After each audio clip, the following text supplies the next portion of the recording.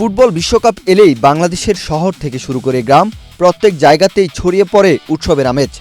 তেমনি কুমিল্লার ১৪গ্রাম উপজেলার করপাটি মরকাটা গ্রামে প্রায় ৩০ বছরের ঐতিহ্য ধরে রেখে পুরো গ্রামে টানানো হয়েছে ৫০০ এর বেশি বিভিন্ন দেশের পতাকা এবং ব্যানার। রঙিন পতাকায় সেজে উঠেছে গ্রামের সড়ক, অলিগলি ও গুরুত্বপূর্ণ স্থানগুলো। বিশ্বকাপের আবহ ছড়িয়ে দিতে এবং নতুন প্রজন্মের মাঝে ফুটবলের প্রতি ভালোবাসা তৈরি করতেই বছরের পর বছর ধরে চলে আসছে এই আয়োজন। রূপায়ণ lake castle, welcome to the land of piece.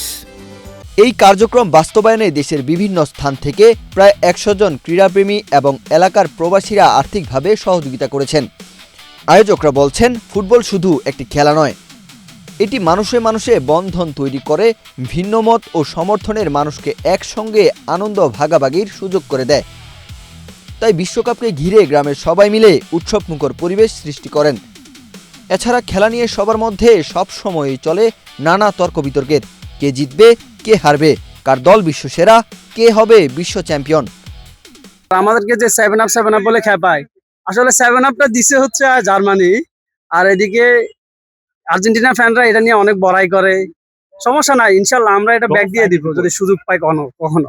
আমরা আশাবাদী 2022 সালেও আমরা ওয়ার্ল্ড কাপ জিতছি, 2024 সালেও আমরা কোপা আমেরিকা জিতছি। আমরা এর ধারাবাহিকতায় আমরা 2026 সালেও ইনশাল্লাহ টানা দ্বিতীয়বারের মতো চ্যাম্পিয়ন হবো মেসির অধীনে। এটি পুরো গ্রামের মানুষের ভালোবাসা ও ঐক্যের প্রতিফলন বলে জানান স্থানীয় তরুণরা। আমি যদি বলতে চাই, আমি অনেক ছোট ছিলাম যখন থেকে এটা শুরু হয়েছিল। আমি একদম যখন পিছিয়ে ছিলাম তখন থেকে আমি দেখতেছি। মোটামুটি আমি দেশের বাইরে 10-11 বছর ধরে থাকি। রেগুলার প্রতি 2 বছর পরে যখন ফিফা বলেন, তারপরে কোপা আমেরিকা বলেন, যেটাই হোক, এরকম আমেজ সবসময় দেখতেছি আমরা। এই যে সবাই ব্যানার করতেছে, তারপরে যায় জার্সি নিতেছে, তারপরে হচ্ছে ফ্ল্যাগ নিতেছে, সবাই এই যে অনেকদিন ধরে এগুলো দেখতেছি আমরা। ভবিষ্যতেও তারা এই ঐতিহ্য আরও বড় পরিসরে ধরে রাখতে চান এবং দেশের বিভিন্ন প্রান্তে ছড়িয়ে থাকা ফুটবল প্রেমীদের সম্পৃক্ত করতে চান। ওয়াহিদ হুসাইন জিহাদ, বাংলাদেশ প্রতিদিন।